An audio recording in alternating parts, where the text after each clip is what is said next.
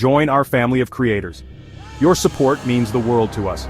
Subscribe now to the Content Creator channel. Your support keeps us motivated and helps us bring you fresh, exciting content every week. Hit that subscribe button and be part of our journey.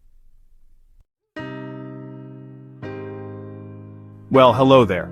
Let's talk about something that's probably making your wallet feel a bit lighter, especially if you live in certain parts of this great nation. We're talking about tariffs, specifically former President Trump's decision to slap tariffs on Canadian energy. The big deal is a hefty 10% tariff on Canadian energy resources. This translates directly into you, the consumer, paying more. It's like your energy bill suddenly decided to start training for a marathon, and it's bulking up at your expense. These tariffs weren't just a gentle nudge. They were more like a full-blown economic shove, particularly for states that have long relied on Canada as their energy buddy. Think about it. You have a neighbor who always lends you sugar, and suddenly they start charging you a premium for every cup. That's essentially what's happening with states like Minnesota, Maine, and New York. The promise might have been to protect American industries, but for many ordinary Americans in these specific states, the immediate result has been a colder house and a hotter temper when the energy bill arrives.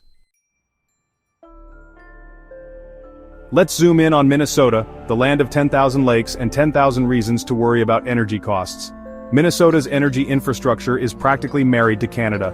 5 out of its 6 natural gas pipelines originate in Canada. A substantial portion of Minnesota's electricity is imported from Manitoba. Now introduce a 10% tariff on Canadian energy imports. The cost of bringing that energy into Minnesota goes up. Utilities absorb the cost initially but pass it on to consumers. Utility companies aren't charities, they are businesses. Increased costs are passed on to consumers. This means higher electricity bills for residents and businesses. Minnesota Power sources 11% of their electricity from Canadian hydropower. With tariffs, Minnesota Power has stated higher electricity bills are inevitable. For Minnesotans, Canadian energy now comes with an extra price tag.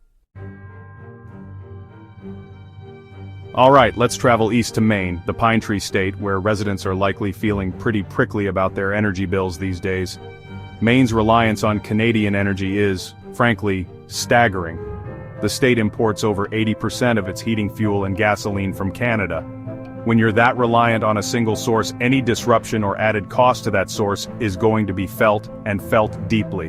The 10% tariff on energy imports has hit Maine's consumers right where it hurts: their heating oil tanks.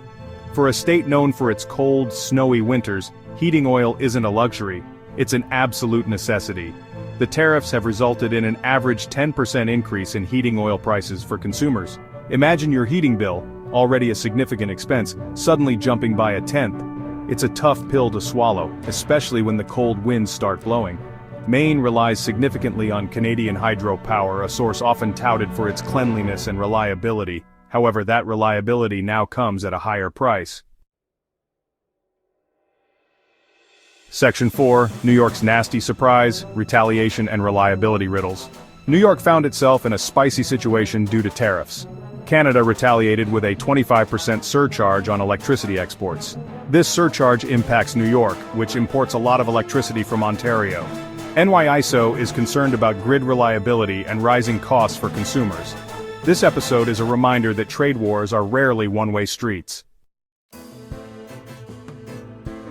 Section 5, Beyond the Thermostat. The economy catches a cold.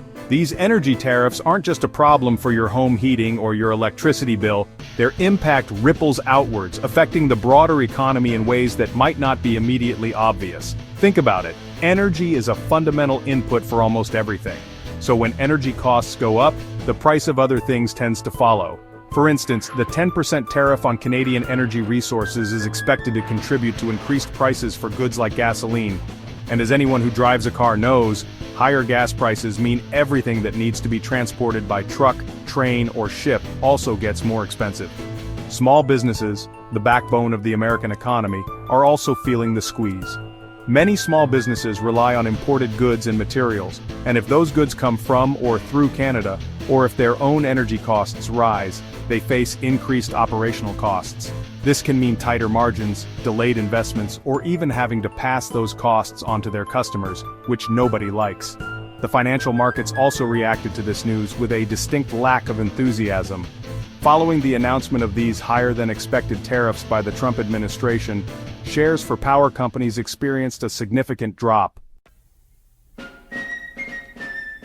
Section 6 Courtroom Dramas and Tariff Traumas, the Legal Limbo. Now, when policies like these tariffs are implemented and start causing widespread financial pain, it's not uncommon for people to say, "Hey, wait a minute, is this even legal?" And that's exactly what happened here.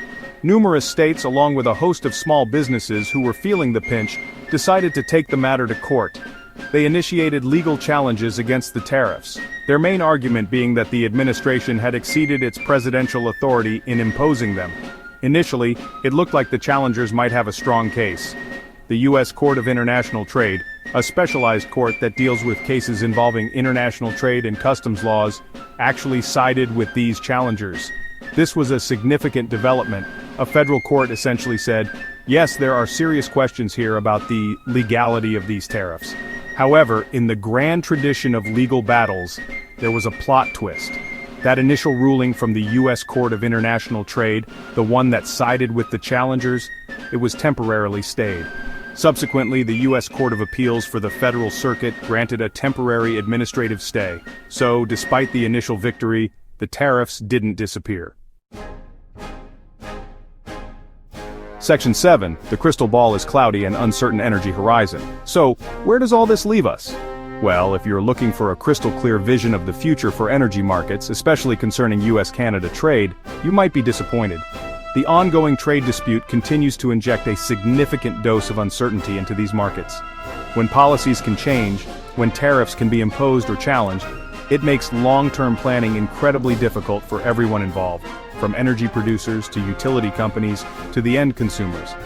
For the states that are heavily dependent on Canadian energy imports, like our friends in Minnesota, Maine, and New York, the path forward is fraught with challenges. They are currently contending with those increased costs we've been talking about. But it's not just about the money. There's also the risk of potential supply disruptions if trade relations were to deteriorate further. Imagine if retaliatory measures escalated, or if legal battles led to sudden shifts in policy. It creates a precarious situation for states that have built their energy infrastructure on the foundation of cross-border cooperation. The immediate consequences for consumers and businesses are, unfortunately, quite clear: higher energy bills and increased operational costs. The future remains, shall we say, energetically uncertain.